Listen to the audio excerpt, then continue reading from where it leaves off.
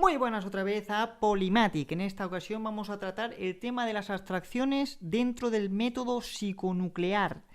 No sé si es que el nombre parece muy extraño, pero bueno, simplemente lo que quiere decir es que es un método que va al núcleo de la psique. Por eso le he puesto psiconuclear. Quizá no es el mejor nombre, pero bueno, para adelante con ello. Las abstracciones, como decía en el vídeo anterior, contribuyen íntimamente, profundamente a constituir nuestra realidad. Aquello que yo considero que es cierto o que es falso, por ejemplo, va a crear una realidad u otra. No todos vivimos en la misma realidad, porque lo que uno considera cierto para otro es falso y viceversa. Esto se ve más claramente en el ámbito, por ejemplo, político, ético, estético, cuestiones que son más subjetivas, ¿no? Y que lo que hacen es, mediante una base común, porque sí que hay una base común en la realidad, las mismas sensaciones, es decir, el hecho de que aquí hay un micrófono, pues es algo objetivo, ¿no? Hasta cierto punto, porque una persona que no sepa lo que es un micrófono, una persona que ha estado fuera de la civilización y no sepa lo que es un micrófono, tendrá una interpretación de esto muy distinta a alguien que sí que sepa lo que es, ¿no? Lo que sí que es inapelable es que aquí hay una forma con un color concreto. O por ejemplo que hay un sonido concreto en determinado lugar, eso sí que es básico y elemental. Eso son lo que yo llamo las unidades básicas de la sensación. El hecho de que el mundo está compuesto de unas sensaciones, pero podemos interpretar hasta cierto punto esas sensaciones, ¿no? Y esas interpretaciones se dan a través de las abstracciones o los conceptos que nosotros tenemos de las cosas. Porque si yo considero que esto es un micrófono y no simplemente un cilindro negro, es porque tengo una experiencia más amplia de esto y toda esa experiencia más amplia de este micrófono pues constituye una idea más grande, ¿no? Un concepto más amplio. Porque yo he ido cogiendo diferentes sensaciones e ideas y las he conglomerado hasta entender que esto es un micrófono. El tema de las abstracciones, como decía también en el vídeo anterior, es fundamental para la salud emocional. Si tú lo que quieres es estar feliz, amarte a ti mismo, estar en un estado de equilibrio emocional, lo único que tienes que hacer es tener una salud cognitiva, por así decir, tener un cuerpo de creencias sano, que no caiga en errores, en falacias, y entronco ya con esto sobre cuáles son los diferentes métodos o cuáles son las diferentes formas en las que adoptamos ideas y creencias, porque eso es fundamental para ver ¿a qué le vamos a dar nuestro convencimiento? Es decir, cuando nosotros consideramos que algo es cierto, es porque ponemos nuestro convencimiento en ello. Es decir, consideramos que eso es verdad. Realmente no importa tanto las pruebas o los motivos por los que tú consideras que eso es cierto, ¿no? Simplemente lo importante es que tú pongas tu convencimiento en ello, que tú consideres que eso es cierto. A la vista está, por ejemplo, estas típicas ideas de si yo paso por debajo de un andamio me va a dar mala suerte, etcétera, ¿no? Cosas que no se fundamentan en nada, pero si yo pongo mi convencimiento en eso, va a ser verdad en mi mundo. Entonces lo importante es aquí en lo que ponemos nuestro convencimiento. ¿Qué vías hay para adoptar creencias? Esto es fundamental para saber qué creencias estamos adoptando, a qué le estamos poniendo nuestro convencimiento y por qué. La primera vía es la vía dogmática o axiomática. Esto bebe de la lógica, ¿de acuerdo? Porque al fin y al cabo la lógica lo que trata es las abstracciones, y aunque la lógica parezca una ciencia que no tiene nada que ver con la realidad cotidiana, realmente tiene mucho que ver.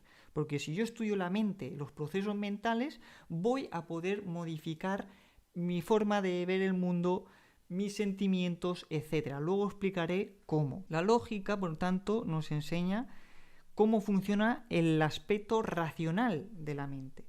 Entonces, podemos adoptar ideas por la vía axiomática o dogmática, por la vía del razonamiento o por la vía del sesgo. La vía axiomática o dogmática es simplemente que yo considero que algo es verdad por sí mismo, sin ninguna prueba. Simplemente eso para mí es cierto. Yo, por ejemplo, puedo considerar, pues soy fracasado o soy el mejor, o todo este tipo de ideas que yo puedo adoptar sin ninguna base. Simplemente yo pongo mi convencimiento en eso y me lo he creído. Entonces, con los dogmas, con los axiomas, hay que tener mucho cuidado, porque los adoptamos sin más.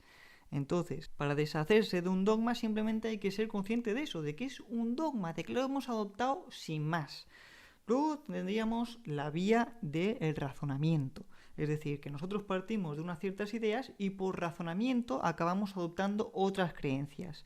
Estas otras creencias se pueden haber llegado a ellas por un razonamiento o correcto o incorrecto, es decir, falaz, que no es lo mismo que falso, ¿eh?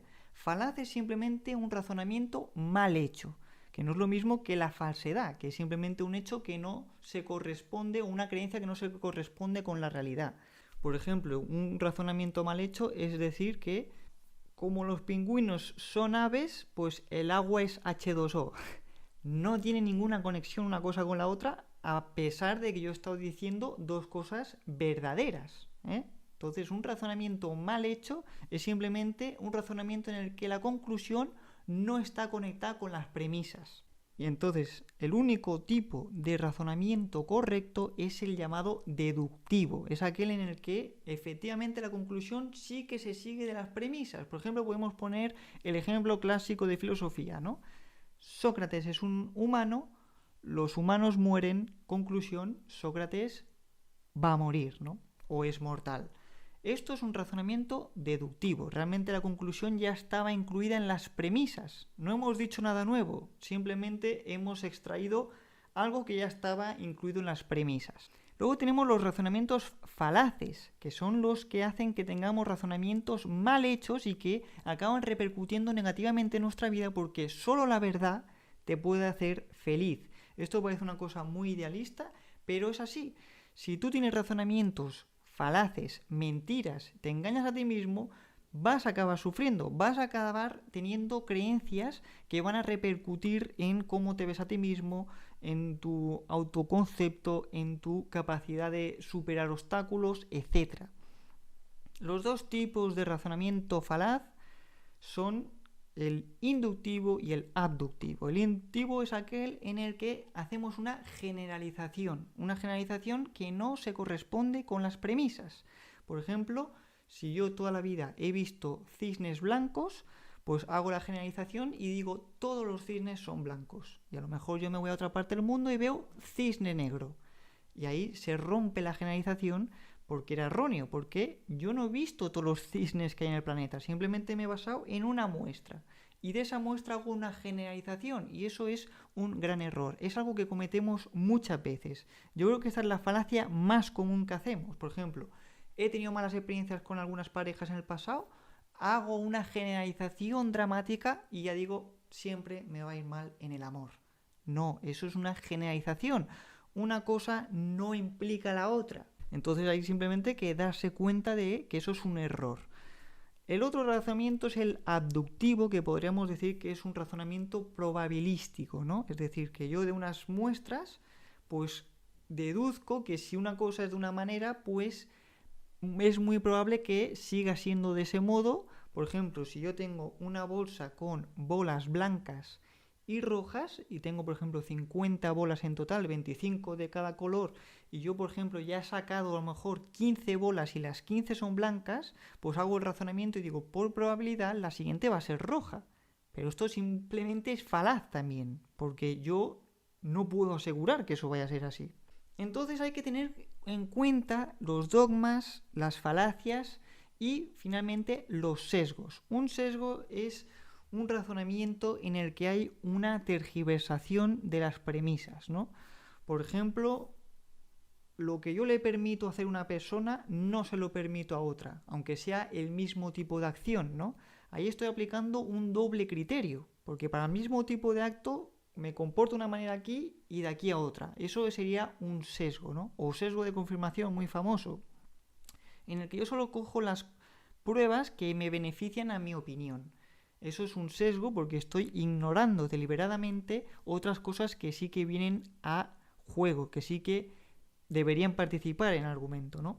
Entonces, esas son las vías principales por las que adoptamos creencias: el dogma, el razonamiento y el sesgo. Hay que tener en cuenta cuál es la calidad lógica de nuestros pensamientos, porque eso va a determinar nuestro estado emocional.